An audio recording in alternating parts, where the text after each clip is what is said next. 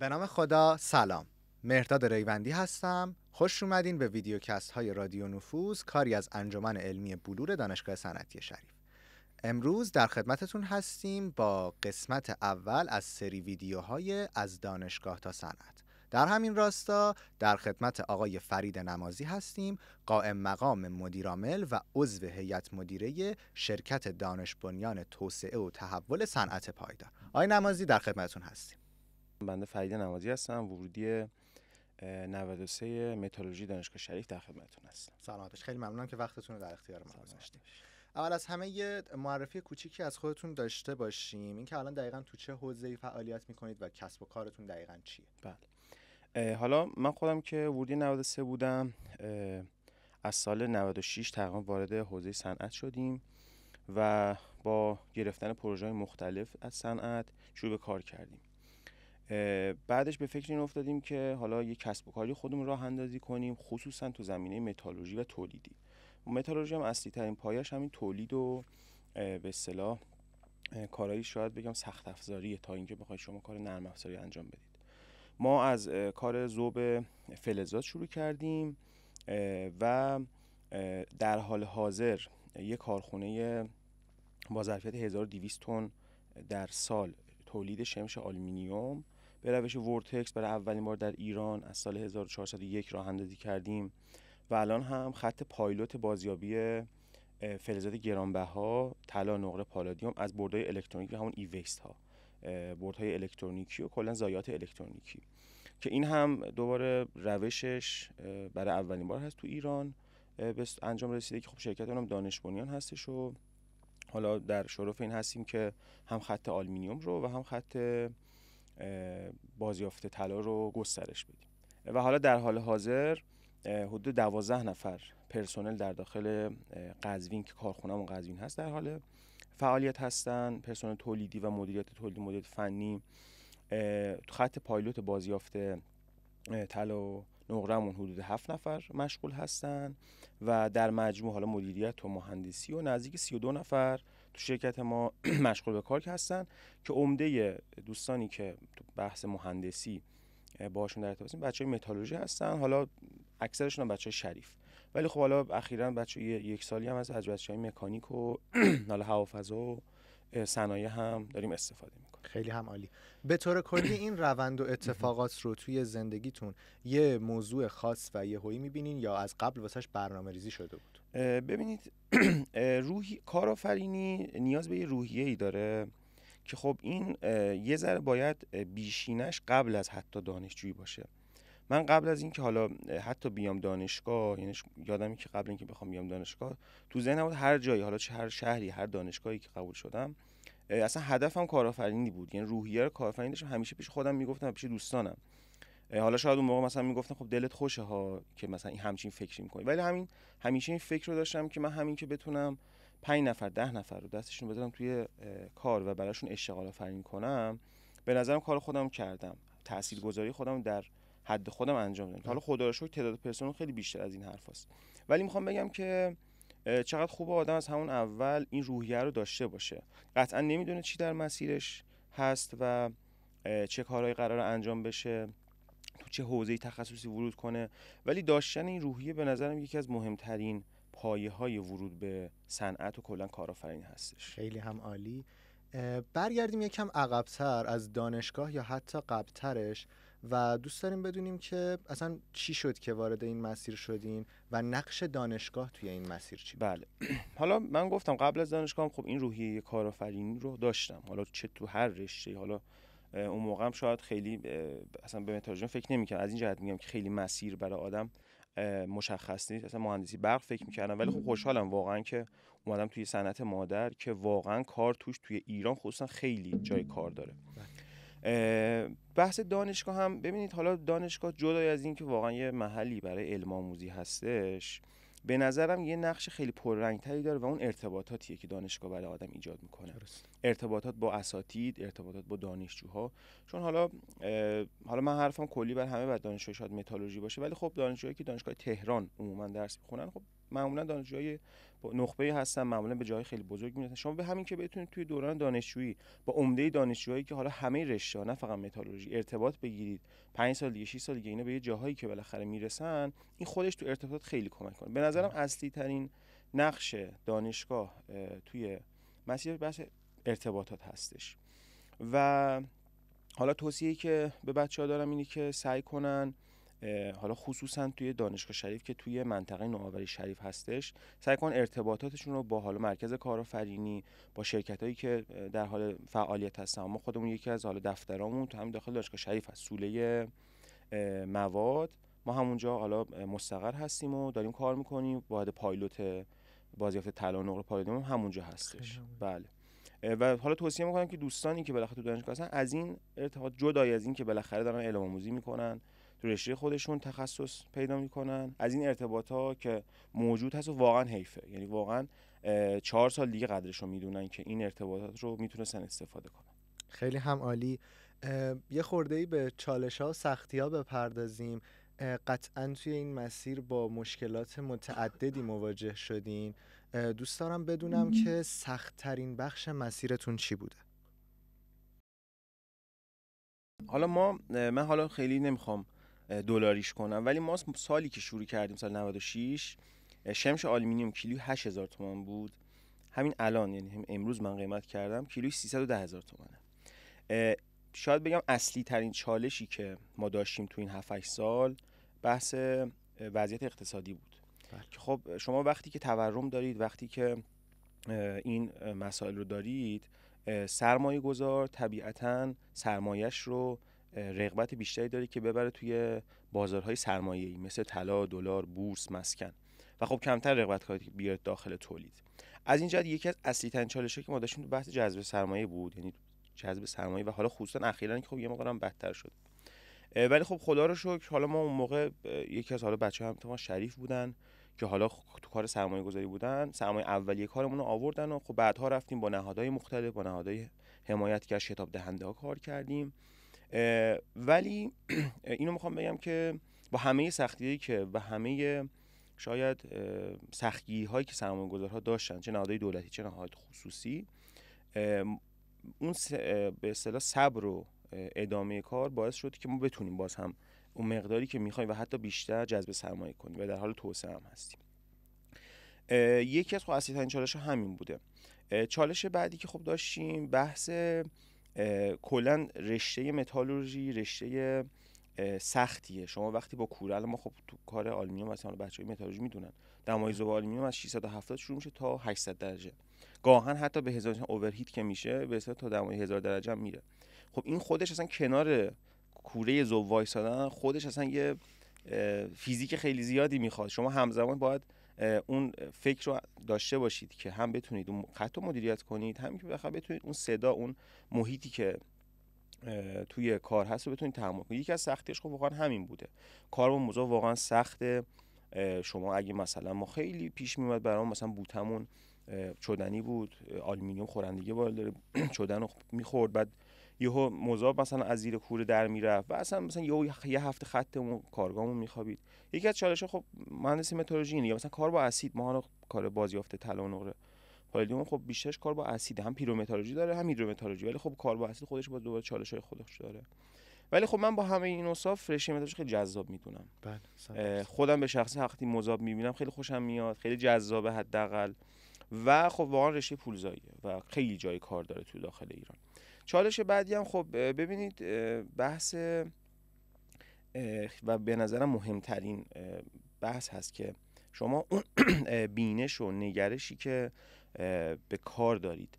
حالا ما خب شروع کردیم به کار، خیلی از هم‌ورودیامون اپلای کردن، خیلی رفتن سر کار و خب میدیدیم حالا پستاشون تو اینستاگرام میدیدیم که اینا دارن تو اروپا یه حقوقای خوبی دارن میگیرن، یه زندگی خوبی دارن، دلاری دارن حقوق میگیرن، حتی مثلا داخل ایران کسی کارمند شدن، حقوقای خوبی دارن میگیرن. ولی خب حوزه کارآفرینی اینطوریه که شما به اصطلاح دیگه مینیمم 2-3 سال باید از جیب بخورید. شما حتی یه سوپرمارکت هم می‌خواید بزنید 6 ماه یه سال باید از جیب بخورید. میخوام بگم که اون ریسک عدم درآمد توی سالهای اول همیشه هست و خب این واقعا به دانشجو یا به کسی که بالاخره تو سن 24 سالگی هست دوست داره خیلی تفریحاتی رو داشته باشه که بالاخره نیاز به پول داره، این یه ذره براش فشار روانی ایجاد میکنه و واقعا به نظرم کسی بتونه این موضوع رو تحمل کنه، از این موضوع بر بیاد، خیلی از مسائلش حل میشه که بتونه اون فشار روانی، واقعا سخته، اصلا نمیخوام بگم آسونه، خیلی سالهای سختی داشتی. من واقعا تعداد چکایی که برگشت خورده، تعداد دعواهایی که با کارگر، دعواهایی که با نمیدونم کارفرما داشتم، اصلا از دستم در رفته، اصلا مسیر آسونی نبود. ولی به نظرم داشتن این روحیه، داشتن این نگرش و فکر که ایمان داری به مسیرت و علاقه داری به این مسیر، خودش میتونه این همه این چالش ها رو، به نظرم اصلی ترین چالشی که کلا تو این مسیر هستش کلا ذهنیته که باید این ذهنیت رو حفظ کنید. بله. با تمام این مسائلی که گفتین تا حالا پیش اومده که ناامید بشید یا بخواید از ادامه این مسیر منصرف بشید؟ 100% خیلی خیلی این اتفاق افتاده و ببین خب آدم میشینه مقایسه میکنه دیگه، میگه من اگه برم فلان شرکت فلان حقوقو میگیرم، آخر سال اینقدر برام درآمد داره، قطعا آدم این فکر رو، و اگر کسی تو این مسیر به این فکر کنه کاملا طبیعیه، این اصلا هیچ ایرادی نداره، خصوصا تو شرایط الان. اصلا واقعا کسایی که موندن دارن کار میکنن، صنعتگرای بزرگ 20 ساله الان دارن اذیت میشن دیگه، چه برسه کسایی که تازه کارآفرینی شروع کردن. واقعا دمشون گرم کسایی که تو این شرایط موندن و کاملا طبیعیه به این فکر کنید که خب آره خب ول کنم برم مثلا یه جا کارمند بشم، ول کنم اپلای کنم، من که نمیدونم دانشگاه خوبی درس خوندم میتونم مقاله بدم، این چیزا کاملا طبیعیه. ولی خب مهمترین چیزی که توی بحث حالا کارآفرینی و کار هست، بحث دیسیپلینه، یعنی اون نظم کاریه. شما چه حالتون خوب باشه کارتون رو باید انجام بدید، چه حالتون بد باشه باید کارتون رو به صورت منظم انجام. صبح باید برید کارخونه، باید حواستون به کار باشه، چه دلار بره بالا چه دلار بیاد پایین، شما باید همیشه اون دیسیپلین رو داشته باشید. 100%. و میگم این کاملا یه چیز طبیعیه کامل تو کار که شما ناامید بشید. خیلی هم عالی. از این مسیری که اومدید چه تجربه هایی گرفتید و اگه برگردید عقب کاری هستش که انجامش ندید؟ بله. حالا تجربه، خب تجربه فنی که خیلی زیاده بخوام بگم، و حالا این مسیر برای ما طوری بوده که من حالا جدا از بحث مهندسی متالورژی، یعنی مسائل فنی مهندسی متالورژی، شاید بگم به اندازه یک مهندس مکانیک یا مهندس برق، حالا نه اونقدر تخصصی ولی ادبیات کلی مهندسی مکانیک و مهندسی برق رو بلدم. من حتی با مثلا نرم افزار سالید ورک، انسیس، کامسول هم کار کردم، حتی سالید ورک به صورت تخصصی. یعنی میخوام بگم که کسایی که این مسیر رو میرن خودشون رو آماده کنن برای چند رشته‌ای بودن و اصلا به این سمت کشیده میشن. قطعا شما با تجهیزات کار میکنید، اصلا امکان نداره از مکانیک کار یا اون بحث دیتیل دیزاین و بیسیک دیزاین اون موضوع و یا پروژه‌ای که میخواید انجام بدید اصلا سردرین اصلا امکان نداره. مهندسی برق هم همینطور. الان مثلا خب من یه تابلو برق ببینم کامل میدونم این تابلو برق مثلا این کنداکتورش چیه، پی ال سی، اچ ام آی، اینا کاربردشون چیه. شاید نتونم خیلی تخصصی صحبت کنم ولی ادبیاتش رو میدونم و میدونم که مثلا برای ساخت یک سیستم چه پارامترهای مکانیکی، چه پارامترهای برقی و چه پارامترهای متالورژی با لحاظ کرد، بحث متریالش و بحث همه طراحیاش. خب خداش این تجربه بودی که خب تو این مدت به دست آوردیم که واقعا خب الان دوستانی که الان تو پروژه ما هستن 3 تا ما مهندس مکانیک داریم و خب من پا به پای اینا دارم جلو میام، بحث میکنم باشون و گاهن حتی ایده هایی بهتر از اونا میدم. این یکی از واقعا خوبی های این صنعت، یعنی متالورژی، که من همیشه میگم متالورژی که مهندسی مکانیک بلد باشه صد هیچ مهندسای مکانیک هم میزنه، چون واقعا خیلی همزمان بلد بودن متالورژی و مکانیک خیلی میتونه یه مهندس رو ارتقا بده. و حالا جدا از بحث حالا تجربه های فنی که داشتیم، تجربه های مدیریتی، خب از بحث مدیریت منابع انسانی، مدیریت تولید، پی ام، پلان اف مینتیننس، ارزم حضور شما که مدیریت لوجستیک، همه اینا خب تجربه هایی بوده که تو این مدت به دست آوردیم. قطعا اشتباه توش زیاد داشتیم، یعنی اشتباه هم بخوام بگم از اول کار اصلا بازم تعدادش اصلا از دستم در رفته اشتباهی داشت، ولی خب یاد گرفتیم. و حالا ارزم حضور شما که یکی دیگه از حالا اشتباهاتی که شاید سوال دومی که پرسیدید این بودی که ما خیلی زود وارد بازار کار شدیم، خصوصا راه اندازی کسب و کار. ببینید میانگین سنی کارآفرینی تو دنیا به نظرتون چقدر؟ شما میتونید حدسی بزنید؟ 35 میانگین کارآفرینی تو دنیا برعکس چیزی که تو ایران فکر کن همه تو جوونی حتما شروع کنید به کار و اینا، 45 ساله میانگین سن کارآفرینی در دنیا. علتش هم اینه که شما تو اوج پختگی، تو اوج تجربه و اوج اون به اصطلاح گشتن توی صنعت و تو اون بازار، شما میری کسب و کاری رو با همه بررسی همه ریسک ها، بررسی همه حالا اف اس نوشید، همه بیزینس پلنش نوشید، این کارو شروع میکنید. ولی خب تو ایران یه بالاخره جوی هستش که خصوصا حتی مثلا ما هم توی مرکز کارآفرینی که حتما از جوانی باش شروع کنید، بهترین دوران شما بهترین دوران جوانی شما، انرژی دارین، در حالی که به نظر من اشتباهه. قطعا جوانی انرژی هست، ولی به نظر این انرژی رو باید آدم صرف تجربه حوزه‌های مختلف بکنه، یاد گرفتن از بزرگترهای صنعت بکنه. من اگه برگردم عقب، شاید 2-3 سال کارمو دیرتر شروع می‌کردم، میرفتم از بزرگای صنعت اون موقع بیشتر یاد می‌گرفتم. اون خطاهایی که به وضوح میتونستم انجام بدم رو انجام نمیدادم، اگر با اینکه من میدونم، یعنی واضحاً، حالا نه ادعای خاصی دارم، ولی واضحاً از خیلی از صنعتکارای آلومینیوم من بیشتر میفهمم. علتش هم اینه که خب بالاخره توی دانشگاه شریف درس خوندم، اون دانش هم بیشتره. من خب هر روز دارم به مثلا تکنولوژی نوین هر روز میرم سرچ میکنم، مقاله میخونم. علتش هم اینه، نه اینکه حالا من بخوام مهارت خاصی نسبت اون داشتم، ولی با اون حال یعنی توصیه که به دانشجوها میکنم اینه که شاگردای خوبی باشن، نگاه نکنن طرف دیپلم داره، سیکل داره، دکتره، سعی کنن هر چی که اون آدم با تجربه اون حوزه داره میگه گوش کنن، حتی بدونن اگه اشتباهه. همونطور که آقای حالا محمد شعبان علی اگه بشناسید، تقریبا نفر یک مذاکره ایران، بنیانگذار سایت متممه و دیگه تو حوزه کسب و کار و ام بی ای ایشون رو دیگه همه میشناسن. یه حرف خیلی خوبی، حالا یه مصاحبه‌ای داشت با توی یوتیوب داشتم میدیدم یه سال پیش، میگفتش که من هر جا میرفتم میگفتم که اصلا به هیچ کی نگفتم، حتی به مدیر عاملمون که من دانشجو شریف بودم و خودم رو میگفت کاملا، میگفت میدونست، با اینکه میدونستم مسیر راست درسته، ولی میگفت میدیدم مدیر عامل میگفت چپ، من میرفتم چپ. یعنی میگفتش که این نکته خیلی تاکید داشت که سعی کنید شاگردای خوبی باشید، سعی کنید هر چی که بزرگتر اون صنعت میگه رو گوش بدید تا جایی که خودتون به بلوغ برسید و خودتون تشخیص بدید که مسیر راست درست یا مسیر چپ. یعنی شما میفرمایید که باید چشم بسته فعالیت کرد. ببینید باز اشتباه نشه، چشم بسته فعالیت کردن با اینکه شما تجربه کسب کنید فرق داره. چشم بسته فعالیت کردن این میشه که شما مثلا متالورژی خوندید، برید توی شرکت نرم افزاری کار کنید، خب شما چشم بسته رفت دیگه. ولی خب اینکه شما توی متالورژی درس خوندید، برید مثلا توی شرکت فنی مهندسی متالورژی و اونجا نکاتی که حالا مدیری که مثلا 20 سال 25 سال اونجا سابقه داره، اون حرفی که به شما میزنه، چون قطعا احتمالا شما اگر هم بخواید مدیر رو قانع کنید، مدیر احتمالا قانع نخواهد شد، چون بالاخره ادعایی داره تو اون صنعت و اصلا شایدش بر بخوره به عنوان کسی که 20 سال تو اون موضوع واضحه. بس آره. و از این جهت میگم که کلا دانشجو شریف سعی کنن که خوب گوش بدن، شنونده های خوبی باشن. خب دانشجو شریف بالاخره به خاطر اون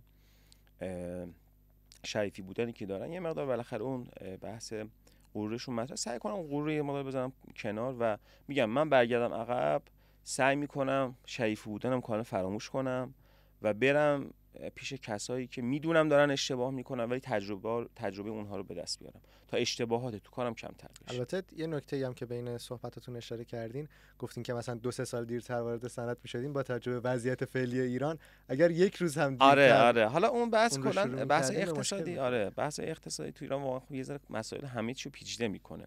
ولی خب حرفم کلیه، حالا جدا از بحث شرایط اقتصادی، ولی خب میگم با توجه به اینکه میانگین سن کارآفرین در دنیا 45 ساله و اصلا آمار تو کسب و کارها، حالا هر سال که این سیلیکون ولی یه سری آمار میگه که کسایی که تو سنهای بالاتر کارآفرینی شروع کردن درصد شکستشون کمتر از کسایی که از جوانی.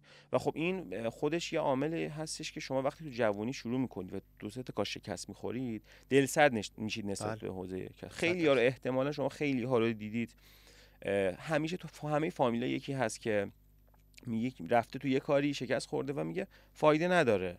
خب و خب باید بری ریشه‌شو به دست بیاری که این آدم آیا رفته مثلا 1 سال 2 سال خاک اون حوزه رو خورده که داره این حرفو میزه یا نه، بدون هیچ تجربه‌ای بدون هیچ دانشی وارد اون حوزه شده و شکست خورده. باید ببین رفتار اون رو باید بررسی کنید.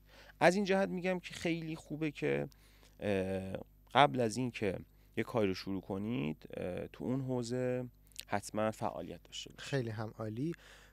حالا با توجه به صحبتاتون من متوجه شدم که از وضعیت فعلیتون راضی هستین، اما سوال من اینه که حس میکنید هنوز جا برای رشد هست یا دیگه به این حد رسیدین کافیه؟ ببینید خب این جوابش خب واضح، قطعاً جا برای رشد بیشتر هستش. ما الان خب بازار حالا ضایعات ایران من بخوام بگم حدود 400,000 تن در سال ضایعات آلومینیوم داره تولید میشه و خب 10% این منابع داره پرت میشه. ما این کارمون حالا با تکنولوژی ورتکس که آوردیم برای اولین ملت ایران این 10% منابع رو پرت منابع رو سیو کرده. همینطور توی حوزه بازیافت طلا نقره پالادیوم از بردهای الکترونیکی حدود 5 تا 10% پرت منابع رو سیو کرده. از این جهت بازار خیلی بزرگ داره برای توسعه. حالا ما یکی از کارهایی که الان در شرف قرارداد هم هستش انجام پروژه EPC که حالا مخففش رو انجینیرینگ، پرکیورمنت و کانستراکشن با یکی از هلدینگ‌های بزرگ داریم انجام میدیم برای خورده مثلا توضیح بدید. بله. ببین یک پروژه‌ای که میخواد راه اندازی بشه، قبل از اینکه بخواد راه اندازی بشه باید این طراحی مهندسی بشه. خب اون میشه بخش انجینیرینگ. دو بخش داره، دیتیل دیزاین و بیسیک دیزاین. اولش بیسیک دیزاین بعد دیتیل دیزاین. بعد از اینکه کل خط طراحی شد، چه از نظر مکانیکال، چه از نظر سیویل، چه از نظر الکتریکال، چه از نظر متالورژی، چه از نظر HSE و محیط زیستی و بحث ایمنیش، همه چی طراحی شد که خودش اون دنیایی داره، اصلا اون خودش یه تخصص خاص خودشه. بعد از اون میره برای پرکیورمنت که میشه تأمین و تدارکات. میرن تجهیزاتی که طراحی شده سفارش داده میشه، خریداری میشه و میشه بخش سوم میشه کانستراکشن و کامیژنینگ که میشه ساخت و راه اندازی. که این خودش اصلا EPC، شما کسایی که تو صنعت کار میکنن میدونن EPC خودش یک تخصصه. اصلا شرکتایی داریم کارشون EPCه، مثلا شرکت خیلی بزرگ فولادی داریم که کلا کارشون EPCه، هیچ تولیدی ندارن، فقط میان مهندسی میکنن خط برای خط تولید. شرکت‌های نفتی، شرکت‌های گازی، پتروشیمی، این اصلا کارش، خیلی از شرکت‌ها کارشون EPCه. از این جهت الان ما یه پروژه هم شروع کردیم EPC برای سالانه 3,000 تن تولید شمش آلومینیوم و آلیاژ سازی و یه کار خیلی نوینی می‌خوایم اونجا انجام بدیم، این که ما آهن رو از ضایعات، از شمشایی که آهن داره جدا کنیم و آهن رو تقریبا به زیر 1/100 برسونیم که اگه این خب این اتفاق بیفته، یه اصلا جدا از اینکه حالا ما دانشمندان هستیم، اصلا لولش یعنی حتی شاید بگم توی کل دنیا 3-4 شرکت نباشن که این کارو میکنن، حالا اگر در حال تحقیق و توسعه هستشون موضوع. عرض حضور شما که میخوام بگم که بحث توسعه که ما الان خب داریم یه خط 3,000 تن EPC انجام میدیم با یه هلدینگ بزرگ، خط صنعتی بازیافت طلا نقره پالادیوم رو داریم راه اندازی میکنیم. توی حالا داریم در حال مذاکره هستیم با سرمایه‌گذار. میگم یه ذره خب واقعا شرایط اقتصادی طوری شده که سرمایه‌گذاری ما سخت پیدا میشه، سخت اعتماد میکنه، ولی خب ما دنبالش هستیم و داریم میریم جلو. و کلا هم خب حالا ما الان یه کار پژوهشی هم داریم انجام میدیم با همین دوستان ورودیتون، همون نزدیکی فکر کنم ورودی شما هم باشن، رو بحث تولید آلومینا از آلونیت هستش، سنگ معدن آلونیت که 8 میلیارد تن تو ایران ذخایر معدنی داریم و هنوز دست نخورده است. یه منابع خیلی بزرگیه که هنوز دست نخورده، هیچ روش کار نکرده. الان در مرحله آزمایشگاهش هست تا بره روی پایه. میخوام بگم تو حوزه متالورژی اصلاً جای توقف وجود نداره، چه در همون حوزه، چه در حوزه آلومینیوم، چه در حوزه بازیافت طلا نقره پالادیوم، چه در همه حوزه‌هایی که وجود داره. و خب ما اصلا مزیتمون اینه که کارهای نوآورانه انجام بدیم، کارهایی که اولین بار در ایران انجام شده رو انجام بدیم. بله. من به موضوع سرمایه گذار که فرمودین، بله. چه کسب و کارهایی که واقعا از این موضوع نابود نشدن، بله. چی کار کردین که شما جزو اون کسب و کارهای فید شده نیست؟ بله. ببینید من همونطور که گفتم، شما قبل از اینکه میخواید کسب و کار شروع کنید باید این موضوع متوجه شید که مزیت شما چیه. مزیت یک دانشجوی شریف چی میتونه باشه به نظر شما؟ میتونم ازتون بپرسم؟ طبیعتاً خب اون نوآوری و دانش بالا و علل خصوص بستر فراهمی که داخل دانشگاه شریف. بله دقیقاً. حالا خصوصاً تاکید میکنم روی همون بستر مناسب که به خاطر شبکه نوآوری فناوری که داخل شریف هست. قطعاً همه در اون ناحیه نوآوری شریف میدونن خب نزدیک 30,000 نفر تو همین ناحیه نوآوری شریف در حال اشتغال هستن و مهمتر از اون نوآوریه. اینو میخوام بگم که یک دانشجوی شریف و حتی یک دانشجوی متالورژی، کلا هر رشته، حالا هر دانشگاهی باید مزیتش رو بده رو نوآوری. شما وقتی مزیتتون رو بذارید توی بازار، قطعاً هزار نفری هستن که بازاری بهتر از شما هستن. بله. آدمایی هستن که پولدارتر از شما هستن. شما باید مزیتتون رو بذارید رو نوآوری. شما وقتی مزیتتون رو میذارید رو نوآوری، چه اتفاقی میفته؟ اون مارجینال کاستتون میاد پایین، یعنی هزینه تمام شده تولید یک محصولتون میاد پایین. وقتی که هزینه تولید شده تمام محصولتون میاد پایین، جذابیت رو برای سرمایه‌گذار بیشتر میکنه. اینو میخوام بگم که شما وقتی نوآوری داشته باشید، نوآوری که میگم باز خیلی توهمی نباشه. شما حالا معمولا خب رشته مترولوژیشون خیلی کار آزمایشگاه مقاله انجام میدن، فقط مقاله رو مینویسن که حالا چاپ بشه تو نیچر یا هر جایی که هستش، خیلی دیگه به اقتصادی بودن موضوع نگاه نمیکنن. میگم شما نوآوری رو با بحث کلا اقتصادی موضوع، با بیزینس پلن اگه ترکیب کنید، قطعاً برای سرمایه‌گذار جذاب خواهد بود که بیاد چون هستن، حالا اینجوری هم نیست که صفر باشه، هستن کسایی که تو صنعت ایران بخوان سرمایه‌گذاری کنن و اصلا باورتون نمیشه یک پولهایی تو این کشور هست و سرگردونه، نمیدونن کجا خرجش کنن. مثلا من آدم میشناسم که مثلا طرف 3,000 میلیارد تومان فقط طلا داره، مثلا 7 همت مثلا مسکن داره، مثلا 2 همتش هم همینجوری سرگردونه، نمیدونه چی کارش کنه.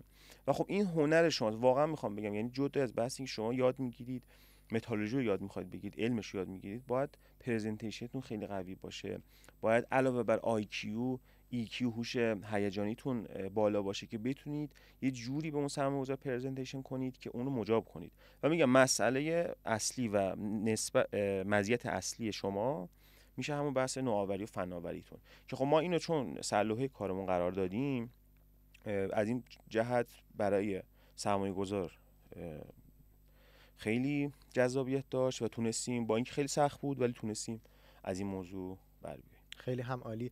توی مصاحبتون حالا توصیه های زیادی به بیننده ها و خود من کردین، اما حالا میخوام یه جمع‌بندی کنیم برای کسایی که تازه میخوان وارد این حوزه بشن. چه توصیه‌ای دارید؟ ببینید اصلی ترین حالا توصیه که میتونم داشته باشم، اولیش اینه که خصوصا برای دانشجو شریف سعی کنن یه مقدار غرورشون رو بزنن، چون خودم به عنوان کسی این حرفو میزنم که غرور داشت. سعی کنن توی صنعت و تو کاری که میکنن متواضع باشن، سعی کنن شنونده باشن، سعی کنن یاد بگیرن، بیشتر از اینکه انتقاد کنن و نقد کنن سعی کنن یاد بگیرن. این اولین توصیه میتونم داشته باشم. این خودش مرحله اول و گام اول برای یاد گرفتنه که غرور رو بذارید کنار. درسته، یعنی واقعا خب جای غرور داره، بهترین دانشگاه کشور دارید درس میخونید، همه اینا درست، ولی خب صنعت و بازار اینو نمیفهمه. صنعت و بازار اون کاری که شما میکنید رو متوجه میشه، نگاهشون به فعالیت. احسن. مورد دوم که میتونم داشته باشم، جدا از این که خب دانشجوی شریف و حالا کلا دانشگاه تهران از IQ بالایی کلا برخوردارن، حل مسائل ریاضی و حل مسائل فیزیک، روی EQ شون یا همون هوش هیجانیشون کار کنن. حالا EQ خودش بخش مختلف میشه مدیریت مالی، مدیریت رفتار شخصی، مدیریت رفتار با همکارا، مدیریت پرسنل، مدیریت رفتارهای هیجانی، مدیریت حالا انواع مدیریت هایی که کلا توی اجتماع به درد میخوره. و خب این آمار همیشه هست توی کسب و کار، همیشه اینا مثال میزنن که توی موفقیت 30% IQ مؤثر و 70% EQ مؤثر هستش. توصیه که میدم به دانشجوها میکنم که روی EQ شون کار کنن و این واقعا محقق میشه فقط با رفتن توی جامعه، رفتن توی بازار کار، رفتن توی صنعت. این فقط از این طریق محقق میشه. قطعا مطالعه در مورد EQ هم موثره، ولی با تعامل کردن با آدما، حتی آدمایی که درونگرا هستن، حالا نمیگم برونگرا بشن، ولی این آدم‌ها برن یاد بگیرن با آدم‌ها، میخوان چه پرزنتیشن رو یاد بگیرن. این موضوع به نظرم خیلی موضوع مهمیه و توصیه‌ای که میتونم بکنم. و حالا خبر خوبم بدم که عمده آدم‌هایی که حالا بر اساس آماری که هست، عمده آدم‌های موفق دنیا و ثروتمند دنیا، حالا ایلان ماسک و بیل گیتس و استیو جابز که جزو سرآمداشونن، اینا مهندس بودن همشون. چون مهندسی به شما قدرت حل مسئله میده. حالا شما از حل مسئله ریاضی و فیزیک و شیمی شروع میکنید، اگر این ذهنیت حل مسئله رو گسترش بدید و ببرید تو حل مسائل مدیریتی، حل مسائل اقتصادی، ذهن مهندس خیلی آمادگی بیشتری داره تا یک ذهن کسی که انسانی خونده، تا ذهن کسی که تجربه خونده. میخوام بگم که این پتانسیل توی مهندسا هست، چون حل مسئله یاد گرفتن و سعی کنن این حل مسئله رو فرای IQ شون ببرن تو مسئله EQ. ببرن تو مدیریت منابع انسانی، ببرن توی مدیریت بازاریابی، ببرن توی اقتصاد، ببرن توی جذب سرمایه. اینو میخوام بگم که مهندسا، واقعا همه مهندسا این پایه رو دارن و با تقویت بشه. قطعا روز اول که ما حالا خب میرفتیم جلوی سرمایه‌گذار، دست و پا میلرزید، اصلا توپق میزدیم، نمیدونستیم با چی بگیم، یه جوری میگفتیم مثلا طرف خندش میگرفت. ولی خب الان خب میریم جلوی سرمایه‌گذار، اینجوری شده که یه جوری الان میخوام بهتون بگم سرمایه‌گذارها میان سمت ما. الان خط قزوینمون بالقوه سال ماهانه 400,000 تن فقط قرارداد به ما پیشنهاد شده و ما رد کردیم، چون گفتیم مثلا ما قرارداد داریم با جاهای مختلف. میخوام بگم که این موضوع رو حتما دانشجوها در نظر داشته باشن. و یه موضوع آخر که سعی کنن قبل از لیسانسش، قبل اینکه کانون لیسانس رو بگیرن، وارد بازار، حداقل 1 سال زودتر، سال 4مشون، حالا به صورت پاره وقت وارد بازار کار بشن. چون عموما کسایی که فارغ التحصیل میشن، حالا ارشد اگه نخوام بخونن، معمولا دوچار یه حالا اصلا یه چیز علمی هم داره، اسم چیز خاصی یادم نمیاد، ولی دوچار افسردگی بعد از لیسانس میشن. حالا یه همچین عنوانی داره که نمیدونن، دوچار سردرگمی میشن که اصلا نمیدونن بعد لیسانس میخوان چیکار کنن. اینو من توصیه میکنم که کلا قبل از لیسانس، حداقل 1 سال قبل از اینکه لیسانس بگیرن، وارد بازار کنن، حتی پاره وقت و به صورت کارآموزی. جوری که من از صحبتاتون فهمیدم، به طور کلی پس میفرمایید که دانشجوها بهتره که تک بعدی نباشن و صرف بعد تحصیلی و نمیدونم این که من نمراتم خوبه و اینا رو در نظر نگیرم. قطعا اون هم مهمه، اصلا شکی تو این موضوع نیستش، ولی خب واقعیت همه دانشجوها میدونن و حتی همه اساتید که واقعا شاید 5 الی 10% چیزی که تو دانشگاه یاد میگیریم به درد ما میخوره. و ببینید الان خب مهندسی متالورژی خب فکر کنم الان 9 تا گرایش داره دیگه، اگه اشتباه نکنم سرامیک 9 تا گرایش داره. خب قطعا شما تو 9 تا گرایش که نمیخواید کار کنید، میخواید مثلا تو یک حوزه ریختگری کار کنید. طبیعی. خب توی لیسانس به شما 9 تا گرایش یاد میده، از شناسایی گرفته، ریختگری دارید، نمیدونم نانو مواد دارید، ارزم حضور شما جوشکاری دارید و اینا. از این جهت میگم که 5 الی 10% شما فقط یک گرایش، یک تخصص خاص رو میخواید ببرید جلو. از این جهت میخوام بگم که اونها هم مهمه، ولی واقعا مهمتر از اونها برای موفقیت اینی که تک‌بعدی نباشن، تو حوزه مختلف کار کنن، برن حوزه های مختلف ببینن، نشه 10 سال دیگه ببینن اون دوستشون که مثلا رفته 5 تا حوزه رو کار کرده و از 5 تا حوزه یکیش رو رفته جلو و موفق شده، ولی خب این دانشجو مثلا بعد از فقط توی حوزه کار کرده، نرفته 5 تا حوزه دیگه هم ببینه کار کنه. خب این اتفاق براشون نیفته. اگه میخوان این اتفاق براشون نیفته، بعد 10 سال پشیمون نشن، الان واقعا فرصت خوبیه. بالاخره وقت آزاد، اون شور جوانی زیاده، حوصله جوانی زیاده، اون میگم واسه اون غرورشو بذارن کنار و تو حوزه مختلف کار کنن. جناب نمازی، دوست داریم بدونیم که روند کارتون به چه صورت پیش رفتش و اصلا نقطه شروعتون کجا تعریف شد. ببینید خب واضحا که ما الان کارخونه که داریم، یهو که ما نیومدیم کارخونه رو راه اندازی کنیم بدون هیچ به پیش زمینه‌ای. ما سال 96 که شروع کردیم، حالا توی حوزه‌های صنعت رفتیم پروژه گرفتیم. مثلا یه پروژه داشتیم با مرکز پژوهش‌های مجلس، یه توی حوزه معدن، تو کارگروه معدن و صنایع معدنیش، تو حوزه بازیافت ما 6 تا مقاله نوشتیم، توی سایتشون هم هست بخواید ببینید. بعد رفتیم با پژوهشگاه شهید رضا همین دانشگاه شریف فعالیت کردیم، با بخشای خصوصی شروع کردیم فعالیت کردن و از این جهت با حوزه‌های مختلف آشنا شدیم، از ریختگری گرفته تا اسیدکاری تا بحث استحصال معدن. تو این حالا گشت و گذار خب به یه نقطه‌ای رسیدیم که گفتیم ما تو چه حوزه‌ای، تو چه زمینه‌ای میتونیم مزیت ایجاد کنیم. گفتیم خب ما چون رشته متالورژی است، حوزه ذوب و ریختگری میتونه خیلی به ما کمک کنه، خصوصا توی حالا حوزه بازیافت فلزات که داره پرت میشه تو کشور ما و هنوز این تکنولوژی داخل کشور نیومده. ما از اونجا شروع کردیم، گفتیم خب میخوایم تو این حوزه کار کنیم. اولین قدمی که داشتیم، ببین میخوام بگم همه چی از جای کوچیک شروع میشه.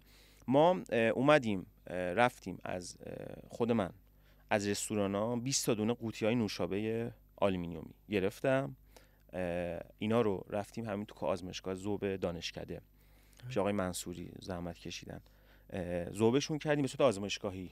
اولین قطعه که گرفتیم یه شمش خیلی کوچیک بود، اونجا یه بازدهی به دست آوردیم ازش. بعد رفتیم دوباره اینو هی تست زدیم، یه سری حالا فرآیند روش انجام دادیم، بازدهیمون رو بردیم بالاتر. بعد رفتیم یه کسی رو پیدا کردیم تو صنعت که کار ریختگری میکنه به صورت سنتی، به صورت بوته‌های زمینیه، به صورت سنتی، بوته‌های چدنی.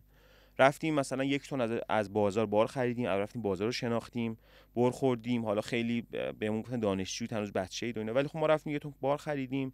شاید مثلا یه جاهای اشتباه کردیم، یه جایی باید بارای بهتری می‌خریدیم.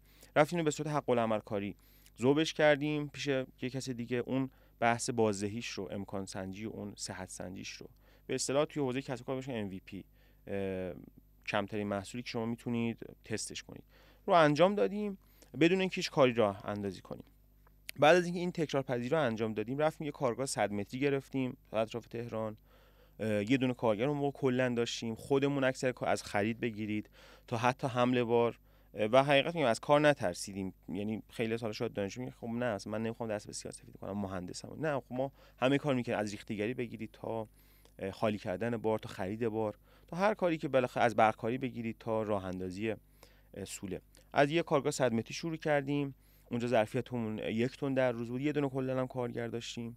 بعد کارگاهمون رو بزرگتر کردیمش 300 متری. اونجا 3 تا کارگر داشتیم، ظرفیتمون رو بردیم بالاتر. تکنولوژی ورتکس رو تقریبا اولین بار اونجا بومی سازی کردیم به صورت مکانیکی. بازدهیمون رو بردیم بالاتر، ظرفیتمون هم بردیم بالاتر.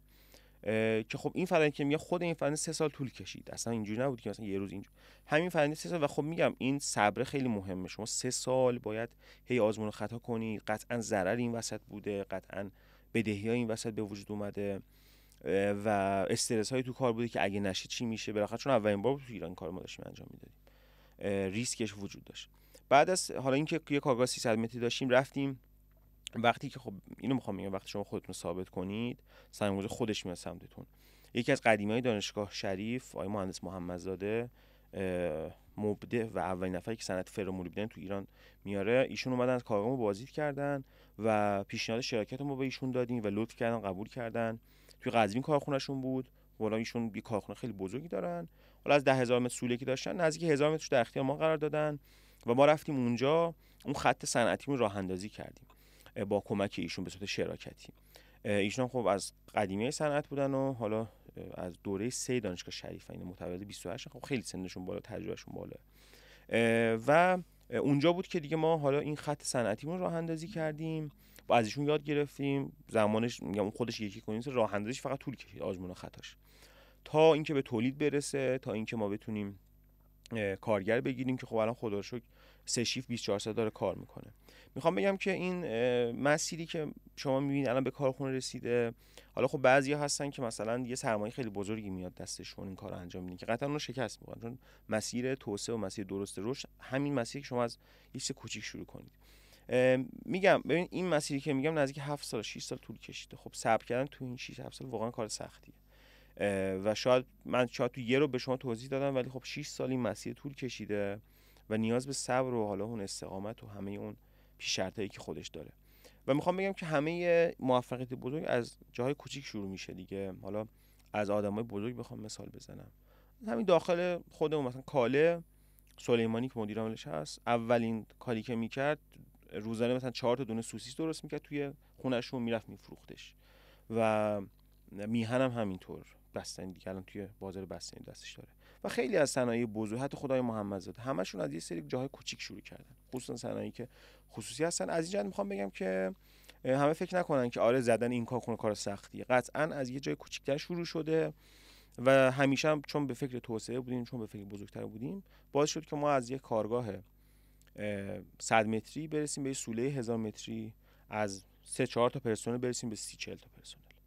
به معنای واقعی شما مسیر پله پله از دانشگاه تا صنعت رفتن رو طی کردیم. بله، از یه دانشجو داخل آزمایشگاه دانشکده که یه کار تحقیقاتی انجام داده تا حالا قائم مقامی مدیر عامل. بله دقیقاً. و خب این که استفاده کنم واقعا از این فضا، از شریفی بودنشون، حالا خصوصا دانشجوی شریف، حالا جدا از بحث متالورژی، استفاده کنم. واقعا فرصت خوبیه. خیلی ها آرزوی همین دانشگاه، آرزوی اون شبکه ارتباطی و شبکه نوآوری کسب و کاری که داخل شریف هست، واقعا خیلی‌ها حسرتشو می‌خورن. و خیلی‌ها رو میشناسم که دانشجو اینجا نیستن ولی خودشونو میان قاطی دانشجو اینجا میکنن، میان تو این حوزه، تو این ناحیه نوآوری شریف کار میکنن که با این شبکه در ارتباط باشن. قدر این واقعا موقعیت رو بدونن و بدونن که کار آزمایشگاهی از همون میتونه شروع کننده یه صنعت خیلی بزرگ باشه.